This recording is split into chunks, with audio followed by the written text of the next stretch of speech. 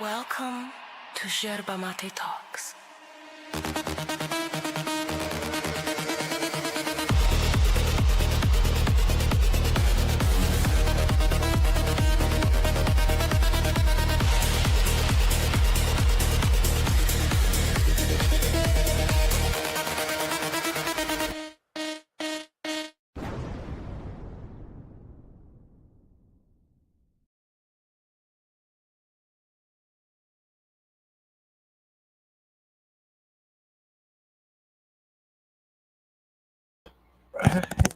Hey everybody, we haven't done this for a while. We're just doing a short reading today. And we are going to be reading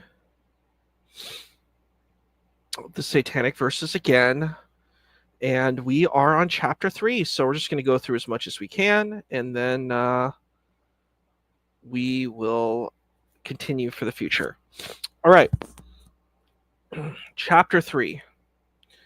So we've kind of gone on a long journey with Gabriel Farishta so far, or Ismail Najmuddin. We've learned a lot about him, about his relationships, and about his adventures, and how about him and how Salahuddin Chamcha fell out of the airplane. We've seen all of those things, so we're going to keep moving forward and see where we're going to move next. Here we go. Once the flight to London had taken off, thanks to his magic trick of crossing two pairs of fingers on each hand and rotating his thumbs, the narrow, 40-ish fellow, who sat in a non-smoking window seat, watching the city of his birth fall away from him like an old snakeskin, allowed a relieved expression to pass briefly before his face.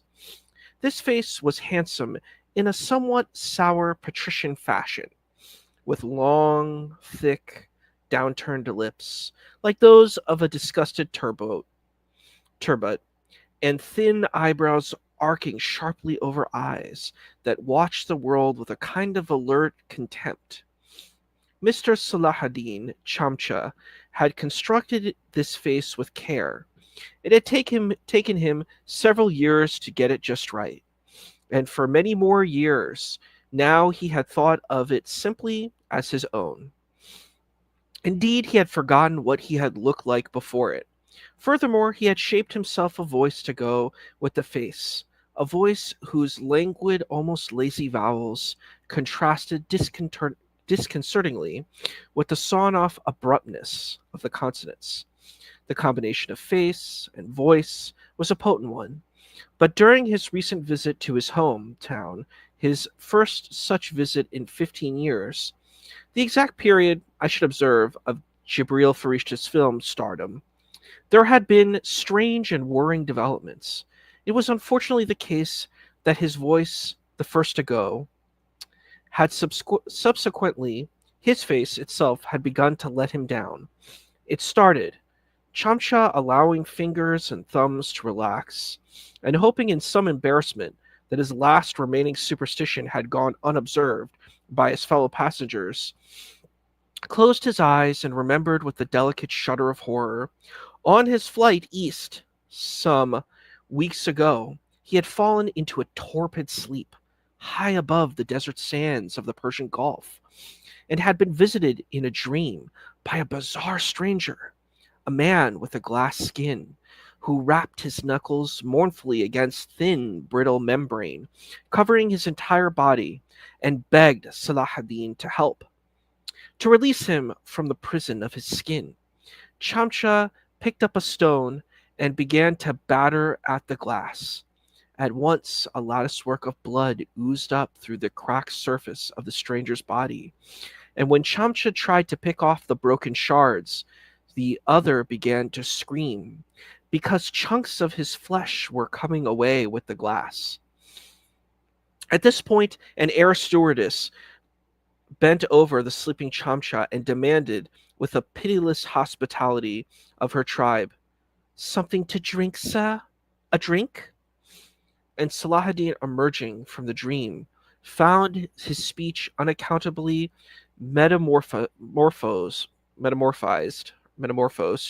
into the Bombay lilt he had so diligently and so long ago unmade. Acha means what? He mumbled. Alcoholic beverage or what?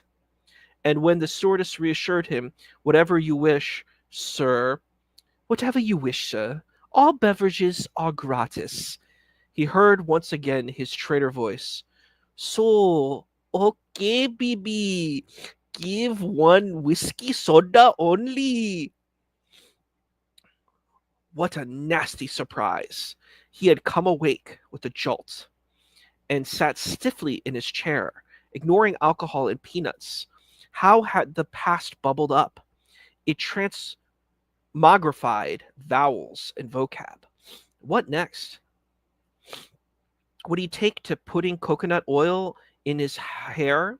Would he take to squeezing his nostrils between thumb and forefinger, blowing noisily and drawing forth a gluttonous silver arc of muck?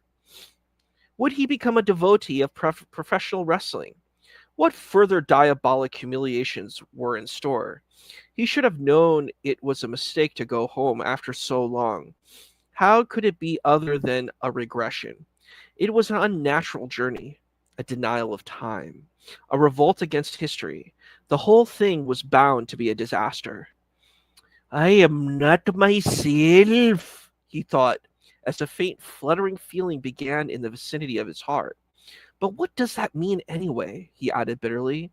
After all, les acteurs ne sont pas des génies, as the great Ham Frederick had explained in Les Enfants du Paradis. Mass beneath mass, until suddenly the bare, bloodless skull. The seatbelt light came on.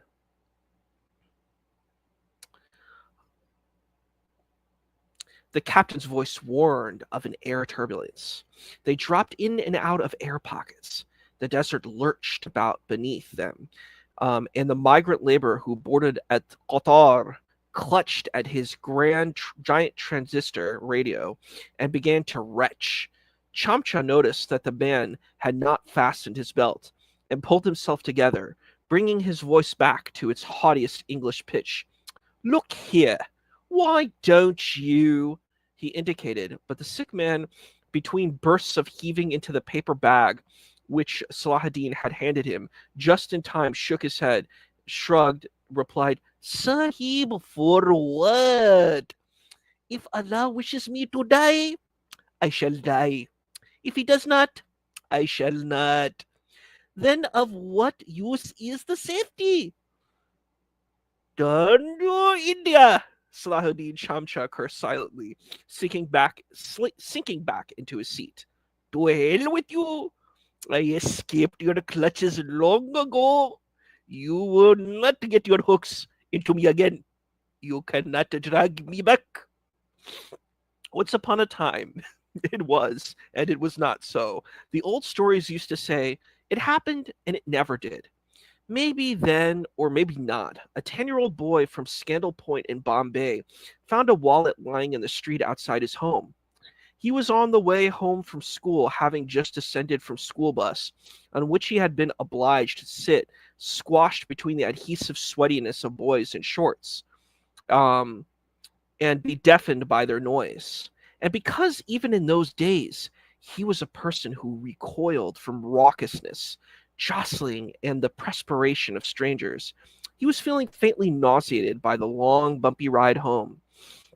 However, when he saw the black leather billfold lying at his feet, the nausea vanished, and he bent down excitingly and opened, and found to his delight that it was full of cash. I guess it's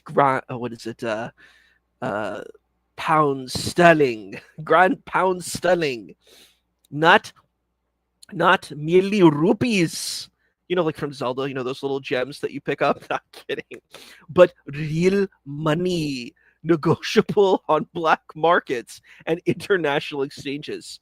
Oh, yep, I was right.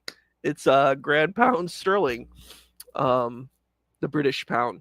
It's pounds sterling from proper London in the fabled country of Villette across the black water and far away Dazzled by the thick wad of foreign currency, the boy raised his eyes to make sure he had not been observed, and for a moment it seemed to him that a rainbow had arched down to him. From the heavens, a rainbow like an angel's breath, like an answered prayer, coming to an end in the very spot on which he stood. His fingers trembled as they reached into the wallet, towards the fabulous hoard. Let's see, we have some folks. Oh, Simba, thank you. Appreciate you. Okay. Give it. It seemed to him in a later life that his father had been spying on him throughout his childhood. And even though Chamchawala was a big man, a giant, even, to say nothing of his wealth and public standing, he still always had the lightness of foot and also the inclination to sneak up behind his son and spoil whatever he was doing, whipping the young Salahuddin's bedsheet off at night to reveal the the shameful genitalia in the clutching red hand. He could not smell money from 101 miles away, even though the stink of chemicals and fertilizer that always hung around him, owing to his being the country's largest manufacturer of agricultural sprays and fluids and artificial dung. Genghis Chamchawala, philanthropist, philanderer, living legend, leading light of the nationalist movement, sprang from the gateway of his home to pluck a bulging wallet from his son's frustrated hand. He admonished, pocketing the pound sterling. You should not pick things up from the street. The ground is dirty, and money is dirtier anyway. On the shelf of Genghis Chamchawala's teak, line study teak is like my teak is a great wood. It's awesome. Besides a 10-volume set of Richard Burton translation of the Arabian Nights. We read that before. We'll probably read some of that at some point, which was being slowly devoured by mildew and bookworm owing to the deep-seated prejudice against books, which led Genghis to own thousands of pernicious things in order to humiliate them by leaving them to rot unread.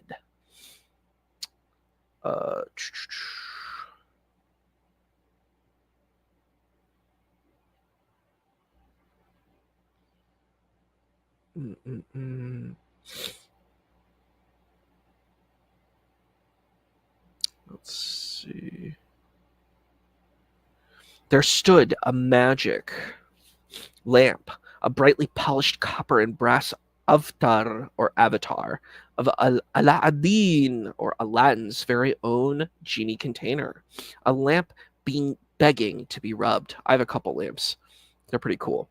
But Genghis neither rubbed it nor permitted it to be rubbed by, for example, his son. One day he assured the boy, "You'll have it for yourself. Then rub and rub as much as you like, and you'll see that doesn't come to you just now, but it is mine." The promise of the magic lamp infected Master Salahuddin with the notion that one day his troubles would end and his innermost desires would be gratified, and all he had to do was wait it out. But there was an incident of the wallet when the magic of a rainbow had worked for him, not for his father, but for him, and Genghis Chamchawala had stolen the crock of gold. After that, the son became convinced that his father would smother all his hopes unless he got away. And from that moment, he became desperate to leave, to escape to a place to place oceans between the great man and himself. Salahuddin Chamchawala had understood by his 30th year that he was destined for the Kul Vilayet, full of crisp promises of pounds sterling, at which the magic billfold had hinted. And he grew increasingly impatient of that Bombay of dust, vulgarity, policemen in shorts, transvestites. Excuse me, that's the incorrect language. It's intersex, please. Um, movie fanzines, pavement sleepers, and the rumored singing whores, prostitutes, singing whores of Grant Road, who had begun as devotees of the Yalama cult in Karnataka, but ended up here as dancers in the more prosaic temples of the flesh. He was fed up of textile factories and local trains and all the confusion had superabundance of the place, and longed for that dream Villette of poise and moderation that had come to obsess him by night and day. His favorite playground rhymes were those that yearned for foreign cities. Kichikan, Kichiki, Kichikan, Stinty Eye, Kichipopol, Kichikapol, Kichikan, Stantinople. And his favorite game was the version of Grandmother's Footsteps in which he was it. He would turn his back on the upcreaming playmates to gabble out like a mantra, like a spell, the 6 letters of his dream city, Elohim, D-O-N. In his secret heart, he crept silently up on London, letter by letter, just as his friends crept on him. Elohim, Dioine, London. Okay, so we are going to stop right here. We're 7% done with the book, which is great. And wishing you all great. I have to go stream now, so see you soon. Let's